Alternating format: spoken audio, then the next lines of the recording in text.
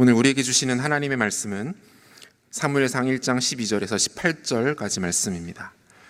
사무엘상 1장 12절에서 18절까지 말씀입니다.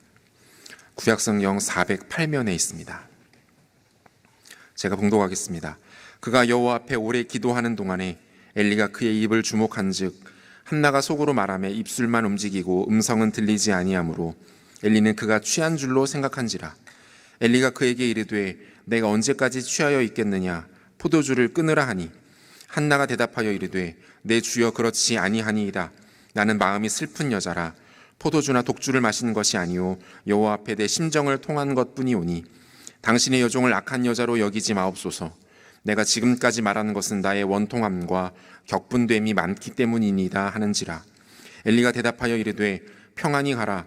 이스라엘의 하나님이 내가 기도하여 구한 것을 허락하시기를 원하노라 하니 이르되 당신의 여종이 당신께 은혜 입기를 원하나이다 하고 가서 먹고 얼굴에 다시는 근심 빛이 없더라. 아멘.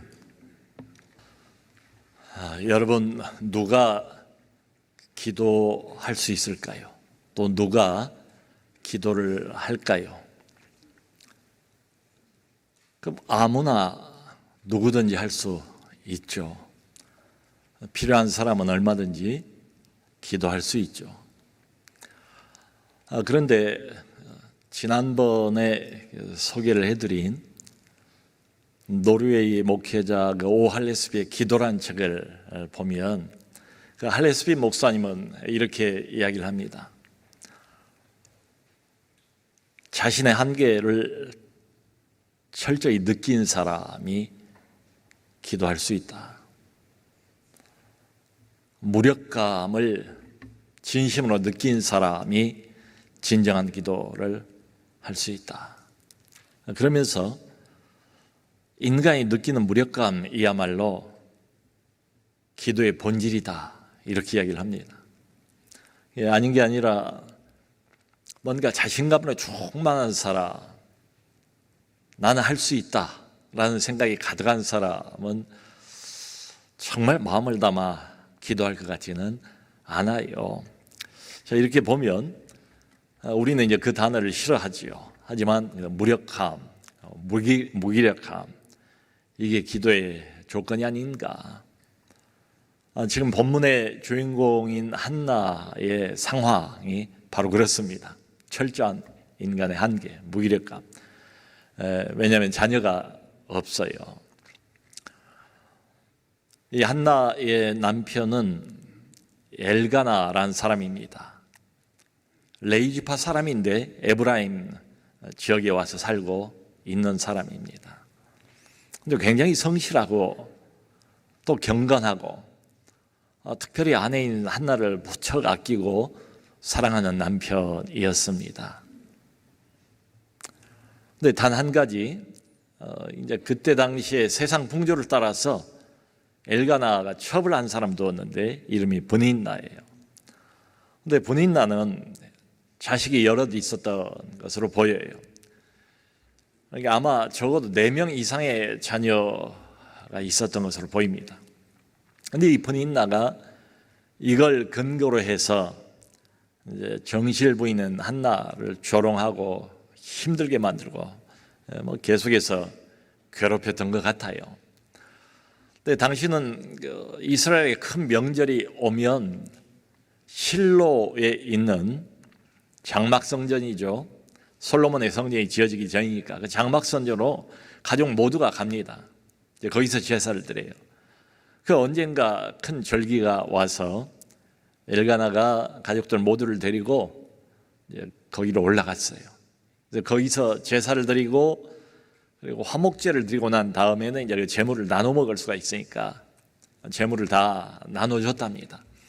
그런데 한나의 사정을 남편이 알기 때문에 특별히 한나에게는 갑절을 더 줬대요. 갑절을.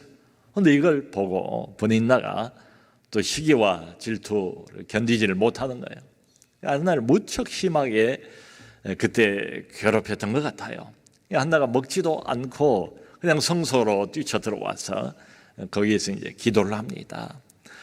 그 남편이 이렇게 위로를 해요. 당신이 내가 이렇게 잘 해주는데 왜 그렇게 슬퍼하는가? 내가 10 아들보다 낫지 아니하냐?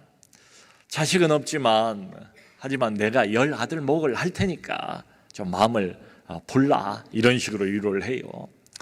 참 얼마나 자상한 남편입니까? 얼마나 고마운 남편입니까? 근데 이런 남편의 다정한 말에도 한나는 정작 위로가 안 됐던 것 같아요. 여러분 그렇지 않습니까? 어떤 가정에 참 모든 게 다 있어요. 남들이 다 원하고 부러워하는 모든 걸 다 갖고 있는데 딱 한 가지가 없어요. 그게 이 가정의 문제가 어떤 사람의 문제입니다. 물질이 없어요. 어떤 경우에는 다른 건 다 있는데 건강이 없어요. 또 어떤 경우에는 이것저것도 다 있는데 그 사람이 그 분야에서 일을 하는 사람인데 그 분야에 특별히 필요한 기술이 있습니다. 그 기술이 없어요. 재능이 없어요. 저는 이것 때문에 무척 답답하고 괴로워하고 슬프고 비참하고 어려움을 많이 겪습니다. 무기력감, 한계를 느끼는 거죠. 이러다 보니까 잘 감사가 안 돼요. 뭐 혹자는 이런 말을 할 수도 있겠죠. 아니, 남편이 그렇게 사랑하고 물질도 있고 근데 뭐가 더 필요하겠는가? 근데 여러분, 우리 경험이 어떻습니까?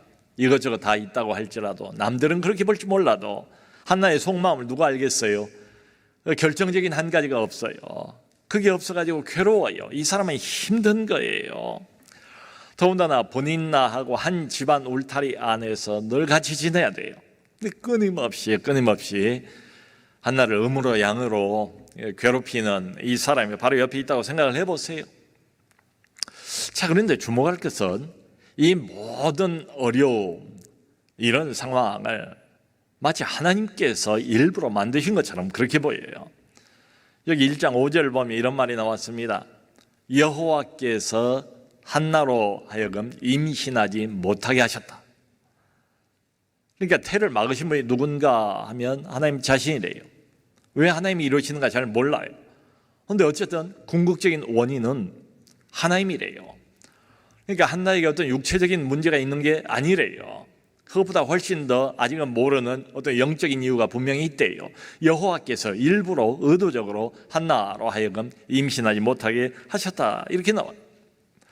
여러분, 때로는 하나님께서 일부러 우리의 어떤 어려운 환경을 조성하는 것처럼 느껴지는 때가 있지 않습니까? 우리를 막다른 골목으로 막 몰아넣으시는 것 같아요. 그냥 코너로 막 몰아넣으셔서 꼼짝달싹 못하게 이렇게 만드시는 것 같아요.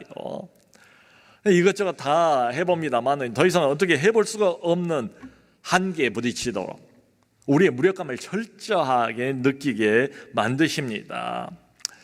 인간적으로는 아무것도 이제 더 이상은 해볼 수가 없는 이런 자리까지 하나님께서 우리를 몰아 넣으신 때가 있죠. 여러분, 이때가 바로 기도해야 하는 때지요. 어쩌면 하나님께서 이런 어려운 환경들을 일부러 만드셔서 우리를 기도하지 않을 수 없는 자리로 몰아가시는 것이 아닌가.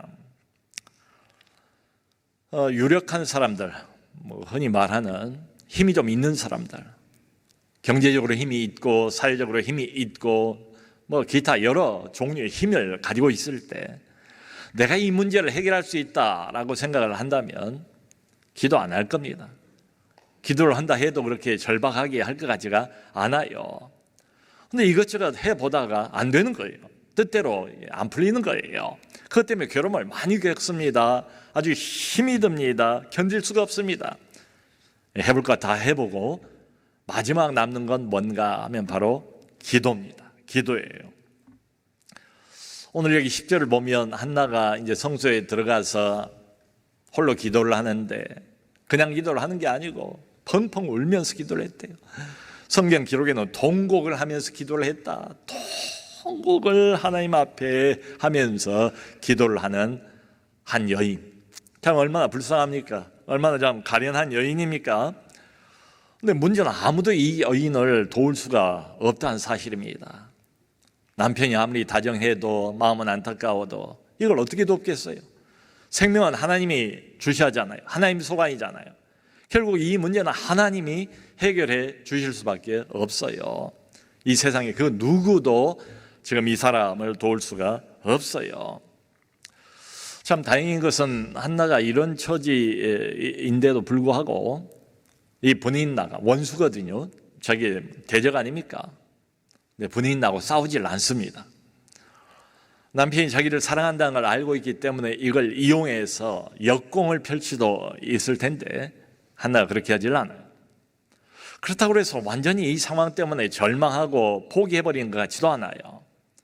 여러분, 완전히 절망하고 포기해버리면 기도하겠어요? 기도마저도 포기하고 말지요? 그것도 아니에요.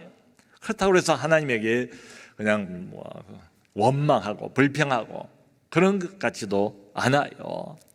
그저 자신의 이 절박한 사정, 자기의 속마음, 이것을 여호와 하나님은 아시리라 믿고 하나님 앞에 홀로 나와서 엎드립니다. 엎드려서 그저 진솔하게 마음속에 속사정을 그대로 하나님에 아뢰고 있는 한나의 모습. 자, 그런데 여러분, 오늘 성경을 이렇게 읽어보면 바로 이 지점입니다. 바로 여기입니다. 여기서부터 하나님의 본격적인 역사가 시작이 돼요. 한나는 잘 몰랐을 거예요. 우리도 아닌 게 아니라 그런 느낌을 가질 때가 있죠. 한나처럼 아무도 나를 도울 수가 없다. 철저히 나는 혼자다. 누가 이 문제를 과연 해결할 수 있을까? 아무리 가까운 사람이라 할지라도 조금도 나에게 도움이 안 되는 이런 상황. 커다란 문제 앞에 나 혼자 덩그러니 버려져 있는 것처럼 이렇게 느껴지는 상황이 있죠. 혼자라는 이런 느낌 말이죠. 여러분, 바로 이때가 하나님이 우리를 기도의 자리로 부르시는 사인입니다. 기도해야 될 때예요. 그러니까 왜 하나님께서 이런 어려움을 허락을 하시는가? 한나도 몰랐고 우리도 종종 하나님의 의도를 잘 몰라요. 그런데 점점 상황이 이렇게 한계 상황이 되어 가면서 이거 하나는 분명해집니다. 내가 기도해야 되겠다는 어떤 절박한 느낌이 드는 거예요. 살아계신 하나님 앞에 가서 내가 엎드려야 되겠다, 매달려야 되겠다, 하나님을 찾아야 되겠다, 부르짖어야 되겠다, 이런 간절한 마음이 드는 거지요. 여러분, 오늘날도 하나님께서는 종종 이러시는 것 같아요. 우리 주변의 모든 환경, 외부 환경을 사용을 하셔서, 이용하셔서 우리를 기도의 자리로 몰아가십니다. 왜 이렇게 하나님이 하실까? 왜 이렇게 기도하게 하실까? 하나는 몰라요. 그런데 이유가 있어요. 하나님이 이런 일을 그냥 벌리실 리는 없지 않습니까? 하나님의 건강한 여자를, 하나님의 백성을, 하나님의 자녀를 괜히 임신하지 못하게 만들고 이런 일이 없지 않겠습니까? 하나님에게는 분명히 이유가 있어요. 자, 한나는 자녀 문제 때문에 지금 하나님 앞에 기도합니다. 이렇게만 보면 다분히 개인적인 문제지요. 어떤 한 개인의 이야기입니다. 한 가련한 한 여인의 이야기, 한 가정의 이야기에 불과합니다. 그런데 이것을 하나님의 관점에서 보면 꼭 그런 이야기에 그치는 게 아니에요. 지금 하나님은 보다 큰 그림을 그리고 계세요. 하나님의 백성 공동체, 하나님을 믿는 이스라엘 공동체, 구약의 교회의 영적인 회복을 기획하고 계십니다. 이때가 사사시대 말기예요. 그리고 한나가 낳은 아들 사무엘은 흔히 마지막 사사로 알려져 있습니다. 여러분, 사사시대가 얼마나 영적으로 어둡습니까? 그야말로 영적으로 타락해버리고 도덕적으로 극심하게 타락해버린 시대가 바로 사사시대입니다. 그 말기니까 어둠이 짙을 대로 짙은 거지요. 그러니까 하나님께서 이 하나님의 백성들을 외면하지 아니하시고 이 영적인 공동체를 회복할 계획을 꾸미십니다. 다시 어둠에서 건져낼 계획을 세우세요. 그걸 위해서 한 사람이 필요해요.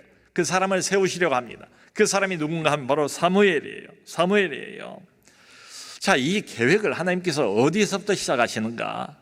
오늘 성경을 보면 대답은 분명해요. 한나의 기도로부터 시작을 하십니다. 여러분, 사무엘이라는 그 이름의 뜻이 뭔가 하면 하나님께서 들으셨다 하는 뜻이에요. 한나의 기도하고 얼마나 잘 맞아떨어지는 이름입니까? 그러니까 하나님께서 지금 가지고 계신 마음속의 생각은 뭐겠습니까? 타락할 대로 타락해버리고 영적인 어둠이 짙을 대로 짙어져 있는, 더 이상 회복의 가능성이 없어 보이는 하나님의 이 백성 공동체를 완전히 회복하기 위해서 하나님께서 무엇부터 시키시는가 하면 한나를 통해서 기도부터 시키시는 장면이에요. 한나가 하나님 앞에 기도할 때에 하나님 앞에 나실인의 소원을 하지 않습니까? 하나님, 아이를 주시면 이 아이를 내 소유로 삼지 않겠습니다. 내 아이로 알지 않고 하나님의 소유로 드리겠습니다. 아이를 하나님께 바치겠습니다. 이런 조건을 내걸지 않습니까?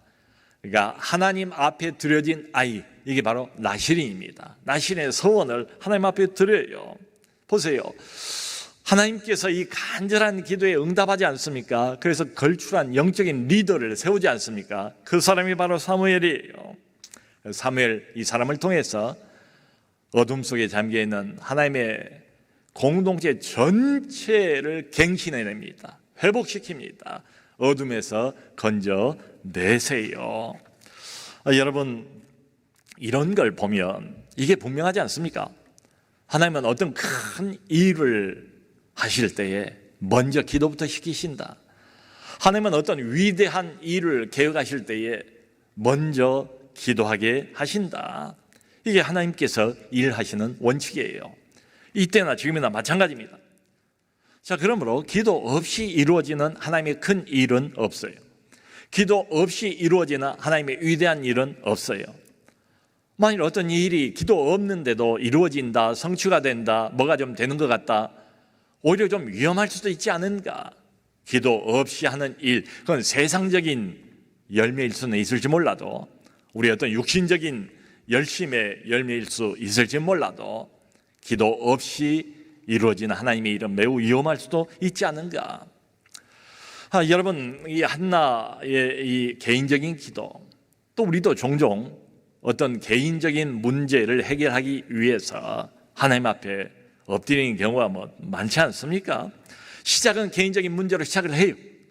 근데 이런 말 있잖아요. 한 가지로 열일을 한다. 우리 하나님이 성경을 보면 꼭 그러신 분이에요. 하나님은 한 가지를 통해서 10가지를 만지십니다. 10가지를 해결을 하십니다. 자, 그러니까 인간적인 관점에서 보면 이 한나의 기도는 다분히 개인적인 이슈예요. 개인적인 문제에 불과해요. 그런데 사실은 어떻습니까? 사실은 이 기도가 나 한 사람하고만 관계된 문제가 아니다. 하나님의 관점으로 바라보면 어떻습니까? 이 기도를 통한 기도의 응답이 어디까지 확장이 될지 아무도 몰라요. 나라 전체를 고치지 않습니까? 얼마든지 그렇게 하나님은 일하신다. 지금도 하나님께서는 비슷하게 일하시는 경우가 참 많은 것 같아요. 저도 이제 목회를 하면서 우리 성도님들 통해서 여러 번 그런 경험을 합니다. 예를 들면 어떤 가정에 자녀가 이제 학업의 문제가 걸려 있어요. 도저히 안 돼요. 한계에 부딪혔어요. 부모도 무기력해요. 어떻게 할지 모르겠어요. 그러니까 이제 기도를 시작하지요. 자, 개인적인 이런 학업의 문제, 자녀의 문제를 가지고 기도를 했는데 결과는 어떻게 되는가 보면 결국 이렇게 됩니다. 이걸 통해서 부모들의 신앙이 말할 수 없이 깊어져요. 아이의 문제를 해결해 주시는 것은 그건 물론이고 거기에 더해서 하나님께서 어디까지 이 기도 응답에 영향을 미치시는가 하면 기도하는 부모를 만지세요. 부모를 고치세요. 그래서 아주 열심으로 교회 봉사를 한 자리까지 이끌어 오십니다. 또 어떤 가정은 건강 문제 때문에 가족의 한 사람이 건강 때문에 기도를 시작합니다. 그런데 결국 하나님께서 어떻게 이 기도를 사용하시는가 보면 이 기도를 계기로 해서 결국은 그 가족 전체가 다 교회에 나오게 됩니다. 새벽 기도에 아주 헌신하는 이런 사람들로 변화를 시켜주세요. 자, 여기 여러분, 한 가련한 여인이 자녀 문제 때문에 하나님 앞에 기도하고 있습니다. 엎드리고 있습니다. 근데 생각해 보세요. 지금 한나가 이 나라 전체를 새롭게 갱신할 한 아이가 태어날까를 짐작을 했겠습니까? 내다봤겠습니까? 남편 엘가나가 그런 걸 짐작이나 했겠습니까? 예상이나 했겠습니까? 아무도 몰라요. 근데 하나님은 우리의 기도를 그렇게 사용을 하시는 거지요. 자, 그러니까 우리가 기도를 할 때 이 생각을 하면 좋겠어요. 내가 개인적인 문제를 가지고 기도를 하지만 이 기도를 하나님께서 어떻게 사용하실지 모른다. 우리의 기도를 통해서 내가 가지고 있는 개인적인 기대보다 훨씬 더 큰 일을 우리 하나님은 하신다. 지금도 하신다. 여기 12절을 보면 한나가 기도하는 그 모습이 자세하게 기록이 되어 있는데요. 여호와 하나님 앞에서 오랫동안 기도했대요. 성전에 들어가서 한 여인이 홀로 꼼짝없이 요지부동 그 자리에 앉아서 오랫동안 기도를 했대요. 근데 그 이유도 바로 뒤에 나와요. 이렇게 기도한 이유는 괴로움이 많았기 때문이다. 조금 기도했는데도 괴로움이 없어진다면 오래 머물러 있을 필요가 없겠죠. 근데 1시간을 머물러서 기도하고 2시간을 머물러서 기도하고 오래 하나님 앞에 엎드려 기도를 해도 마음속에 워낙 원통한 게 많아요. 상처가 많아요.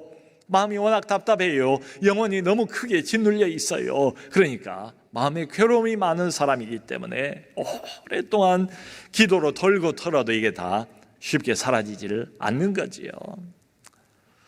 바로 이 모습을 당시에 대제사장이었던 엘리가 옆에서 찬찬히 살펴보고 있었던가 봐요.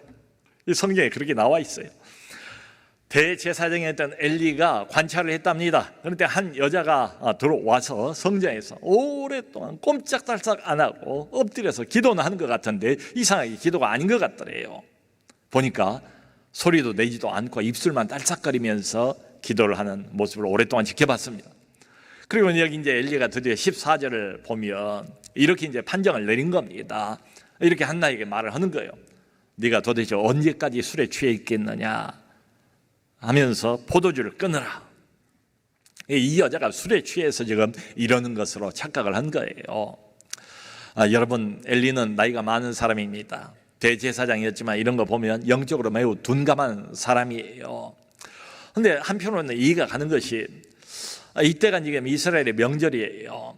그러니까 제사를 드리기 위해서 여기 실로까지 왔고 그리고 화목제물을 함께 나누어 먹으면서 종종 음주를 하는 풍습이 있었대요. 함께 음식을 나눠 먹으면서 술을 마시는 거죠. 그러면서 어떤 사람들은 과음을 하는 경우도 있었답니다. 그러니까 아마 엘리 생각에 이 여자가 화목제물을 나눠 먹으면서 음주를 곁들여서 했고 또 과음을 했고 술에 완전히 취했고 더군다나 당시에 유대인들이 기도하는 습관은 소리를 내서 하는 게 일반적인 습관이었습니다. 그런데 여자가 소리를 내질 않아요. 그러니까 이런 거 등등으로 미루어 보니까 아하, 이 여자가 너무 술에 취해버렸구나. 잔뜩 취해서 지금 하나님 앞에서 거룩한 상전에 들어와서 술 취해서 이러고 있구나 라고 착각을 한 거예요. 여러분, 상처 입은 한 영혼 아닙니까? 하나님 앞에서 정말 간절하게 절박한 심정을 가지고 매달리고 있는데 그 영혼에 대해서 민감하지 않은 이 제사장의 모습을 보는 거죠. 여러분, 어떤 사람이 기도를 하는 그 겉모습하고 그 사람의 실제적인 영성하고는 아무 상관이 없어 보여요. 어떤 사람은 소리를 내서 기도할 수도 있고 겉모습이, 어떤 사람은 침묵 가운데 기도를 합니다. 어떤 사람은 손을 들고 기도할 수도 있고 어떤 사람은 움직이지 않고 기도를 하기도 하고 어떤 사람은 손을 또 박수를 치면서 기도를 하기도 하고 또 한나처럼 그저 입술만 달싹거리면서 이렇게 기도를 할 수도 있지요. 다양한 모습으로 다양한 포즈와 형태를 가지고 우리는 기도하지 않습니까? 근데 그런 건 아무 상관이 없어요. 어떤 형태로 하나님 앞에서 기도를 하는가, 이건 전혀 상관이 없어 보여요. 중요한 건 뭔가 하면 어떤 형태를 취하는가 이게 아니고 도대체 어떤 마음으로 기도를 하는가, 어떤 태도로 하나님 앞에 엎드리고 있는가, 어떤 마음의 자세를 가지고 하나님 앞에 나오는가, 이게 결정적이에요. 그 엘리의 말에 대해서 한나가 이렇게 15절에 대답을 합니다. 나는 마음이 슬픈 여자라. 내가 포도주나 독주를 마신 것이 아니요 하나님 여호와 앞에서 내 심정을 통한 것뿐입니다. 마음이 슬픈 여자래요. 슬픔이 가득 차고 비참과 원통과 상처가 많은 그런 여자래요. 근데 내가 지금 이렇게 오랜 장시간 동안 이러고 있는 것은 술에 취해서가 아닙니다. 나는 술을 입에 한 방울도 대지를 않았습니다. 단지 내가 이렇게 오랫동안 이 자세로 기도하는 것은 오직 한 가지, 여호와 앞에서 내 심정을 통한 것뿐입니다. 여기 심정이라는 히브리 단어가 네페시입니다. 네페시. 네피슈라는 이 단어의 뜻은 영혼, 심령, 마음 이런 뜻이에요. 또 통했다라고 말을 하는데 이 통했다란 말의 히브리 단어가 샤파크입니다. 샤파크란 말의 뜻은 뭔가를 붓다, 쏟다 이런 뜻이에요. 그러니까 이 한나의 말을 그대로 직역을 해보면 나는 여호와 하나님 앞에서 내 영혼을 쏟아붓고 있었습니다. 내 심령을 쏟아붓고 있었습니다. 내 마음을 쏟아붓고 있었습니다. 여러분, 바로 이게 기도의 본질 아니겠습니까? 그러니까 한마디로 기도가 무엇인가? 기도가 무엇인가 하면 답답한 마음을 여호와 하나님 앞에서 물을 쏟아내는 것처럼 다 쏟아내는 것, 바로 이게 기도예요. 다른 건 몰라도 어떤 포즈와 형태를 취했는가 뭐 이게 상관이 없어요. 마음이 담겨있는 기도, 영혼이 담겨있는 기도, 한마디로 전인격적으로 전심을 다해서 하나님 앞에 드리는 기도. 조용하게 기도를 한다 할지라도 온 마음을 거기에 던져서 내 영혼을 거기에 쏟아부어서 내 심령을 거기에 던져서 집어넣어서 드리는 이런 기도를 하는 거죠. 여러분, 이게 바로 하나님께서 들으시는 기도의 오직 한 가지 유일한 조건으로 보여요. 한마디로 마음을 담아서 하는 이런 기도. 목소리가 크든 작든 상관없어요. 어떤 포즈를 취하든 전혀 상관없어요. 근데 진정으로 하는 기도, 진심으로 하는 기도, 이런 기도는 우리 하나님이 듣지 않을 수가 없어요. 여러분, 성경을 보면 하나님께서는 자기 백성들의 작은 신음소리에도 반응을 한다고 나와 있지 않습니까? 마치 그런 것처럼 엄마가 어린 갓난 아이를 아주 어렸을 때 데리고 자지 않습니까? 아이가 아직 어리기 때문에 바로 옆에 아니면 품에 끼고 안고 자는 경우가 있죠. 그러니까 엄마들이 그럴 때는 잠을 충분히 못 자요. 그런데 어떻습니까? 자다가 아이가 조금이라도 무슨 기척이 있으면 엄마가 깨잖아요. 아이가 무슨 작은 기침이라도 그런 소리가 들리면 엄마가 반짝 눈을 떠서 금방 또 반응을 하지 않습니까? 마치 그런 것처럼 자기 자녀의 간절한 기도, 절박한 기도, 한계 상황에 부딪혀서 하나님 앞에 부르짖는 이런 기도, 마음이 담긴 기도, 영혼을 쏟아붓는 이런 기도에 대해서는 하나님이 금방 반짝 눈을 떠서 반응을 보일 수밖에 없는 거죠. 그 신약 성경을 보면 예수님께서 비유적으로 다른 기도를 소개를 하고 계세요. 바로 바리새인들의 기도입니다. 바리새인들은 어디에서 기도하기를 좋아했답니까? 시장 한복판에서 그냥 사방으로 뻥 뚫려 있는 그 한가운데 동서남북 모두가 다 볼 수 있는 바로 그 한복판에서 손을 높이 들고 기도하기를 즐겨했답니다. 왜 그러겠어요? 사람들 보라고 하는 거죠. 사람들 들으라고 하는 거죠. 자신이 얼마나 경건한 사람인가를 과시하려고 하는 거죠. 이건 기도가 아니죠. 하나님께서 들으실 리가 없어요. 여러분, 우리도 안 그래야 되지만 나도 모르게 때로는 하나님보다 사람을 의식한 때가 있지 않습니까? 그러면서 기도를 한 때가 있지 않습니까? 참 이런 거 보면 그저 유창하게 기도를 한다고 해서 그게 꼭 하나님이 들으시는 기도이겠는가? 말을 좀 더듬거려도 상관없습니다. 도대체 무슨 단어를 표현을 해야 될지 잘 몰라서 기도가 좀 머뭇거리고 해도 전혀 상관이 없습니다. 하나님은 마음을 아세요. 대신에 그 마음이 담겨있는 기도, 진실함이 묻어나는 이런 기도, 우리도 사실 들으면 그게 더 은혜가 되지 않습니까? 우리 아버지 하나님께서는 얼마나 더 그런 기도에 감동하시겠어요. 성도 여러분, 지금도 하나님께서는 종종 환경을 이용을 하세요. 어렵게 만들어 가세요. 마치 우리를 막다른 골목길로 몰아넣으시는 것처럼 철저히 자기의 한계를 느끼게 하세요. 무력감을 철저히 느끼게 하세요. 기도의 자리로 인도하시는 겁니다. 다른 방법이 없잖아요. 도리가 없잖아요. 한나는 지금 자녀가 없어서 기도를 하지만, 저도 이제 우리 교회 안에서 이제 여러 성도님들 그런 경험이 있어요. 지금 이제 의학이 발달을 해서 자녀가 없으면 시험관 아기를 또 해보지 않습니까? 근데 이게 한 번 할 때마다 대단히 고통스럽대요. 근데 이걸 여러 번 하는 겁니다. 중요한 일이라고 생각을 하고 하나님 손에 이게 결국 키가 있다고 믿기 때문에 주변에 알립니다. 목장 식구들에게도 알립니다. 그래서 함께 기도를 하는 거예요. 근데 여러 번 고통 가운데서 이걸 시도를 해도 안 되는 거예요. 안 되고 기도하고 해도 잘 안 돼요. 근데 마지막으로 한 번만 더 해서 기도하면서 시도를 했는데 이게 하나님이 응답을 하셨어요. 생명을 주셨어요. 참 이렇게 기도 응답을 해주시면 나 혼자만 기쁜 게 아니죠. 목장 전체가 이걸 알고 함께 기도해 주시는 분들에게 내 문제 해결 이상으로 큰 기쁨을 얻지 않습니까? 또 아이를 이렇게 얻었어요. 새 생명을 주셨어요. 정말 큰 기쁨의 소식이죠. 근데 아이가 갓난 아이인데 얼마 되지도 않았는데 몸에 문제가 있는 게 발견이 됐어요. 이상이 있어요. 중요한 기관에 이상이 있어서 이것도 인간의 한계지요. 이 어린 아이를 어떻게 하겠습니까? 인간 한계에 부딪혀서 지금도 하나님 앞에 엎드려 기도하는 이런 사람, 이런 성도가 있어요. 저도 기도하고 그랬습니다. 또 어떤 경우는 아이가 좀 자라다가 이제 유년부 어린이인데 큰 종양이 발생이 돼서 또 항암 치료를 시작해야 되는 이런 경우도 있어요.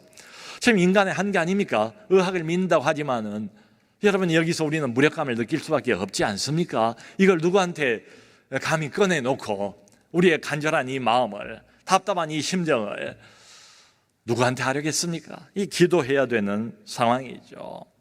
종종 하나님께서 우리를 그렇게 몰아가시는 것 같아요. 코로나가 이 땅에 온 지 벌써 2년이 넘지 않았습니까? 코로나가 처음에 교회를 찾아왔을 때에 여러분 뭐 이런 상황은 처음이니까 도대체 누가 어떻게 해야 할지를 어떻게 알겠어요?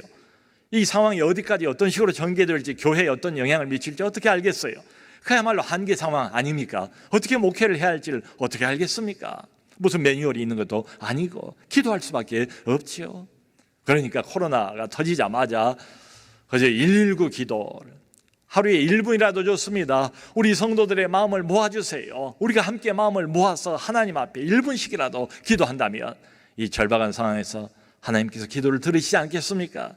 그리고 그 기도의 절정을 우리 금요 기도회로 모읍시다. 금요 기도회를 위해서 기도해 주세요. 모이세요. 기도합시다. 여러분 생각해 보면 그런 것 같아요. 지금도 하나님께서 비슷한 방식으로 우리 가운데서 역사하고 있지 않은가? 뭔가 우리가 생각하는 것 이상의 큰 계획을 가지시고 우리의 개인적인 어려움을 하나님께서 사용하시는 것 아닌가? 우리로 하여금 자꾸 결국은 기도 자리로, 하나님 앞에 매달리는 자리로 우리를 몰아가시는 것 아닌가? 기도해야 됩니다.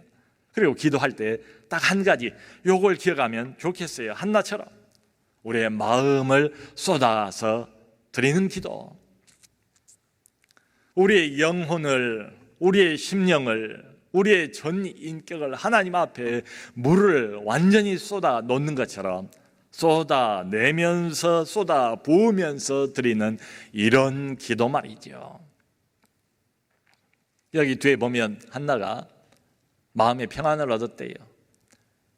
엘리가 이제 이해를 했어요. 무슨 상황인지. 그리고 엘리가 축복을 합니다. 그리고 한나가 그것을 아멘으로 받습니다. 그리고는 자리를 떠서 가는데 더 이상 근심하는 빛이 없었더라. 아직 아이가 생긴 건 아니에요. 그런데 하나님께서 응답하셨다. 내 기도를 들으셨다. 반드시 주실 것이다. 하나님이 정하신 때에 가장 좋은 때에 좋은 방법으로 하나님이 주실 것이다를 추호도 의심하지 않았대요.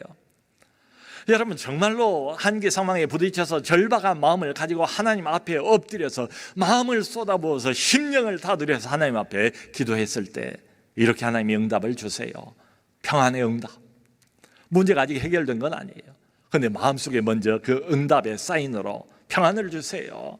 환경이 변하지는 않았지만 하나님께서 세상이 줄 수 없는 영혼 구석구석까지 깊은 평강으로 채워주시지 않습니까? 그럼 확신이 더 좋아요. 하나님께서 이 응답하셨구나, 들으셨구나, 나를 돌보셨구나, 불쌍히 여기셨구나.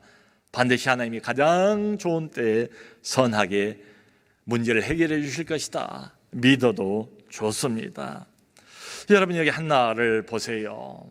한 개인의 기도지만 이게 개인의 기도에 불과한 게 아니죠. 보세요. 한 사람이, 한 가련한 여인의 이 기도가 나라 전체를 바꾸지 않습니까? 하나님의 영적 공동체 전체를 변화시키지 않습니까? 영적 갱신이 시작되는 것 아닙니까? 하나님께서 기도시키는 것으로부터 항상 새로운 시대를 여신다, 새 일을 행하신다. 이걸 우리가 마음속에 담을 필요가 있어요.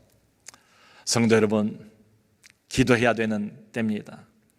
너도 나도 일상의 회복을 이야기합니다. 회복이 올 겁니다. 그러나 진정한 회복에 대한 준비는 뭔가 하면 바로 기도입니다. 하나님 앞에 엎드려서 우리의 영혼을 쏟아부으면서 내 마음을 하나님 앞에 쏟아부으면서 하는 기도. 하나님이 어떻게 응답하실까? 그 응답에 대한 기대를 가지시고 반드시 응답하신다는 확신을 가지고 기도하면서 크신 응답을 받는 우리 모두가 될 수 있기를 주님의 이름으로 축원합니다.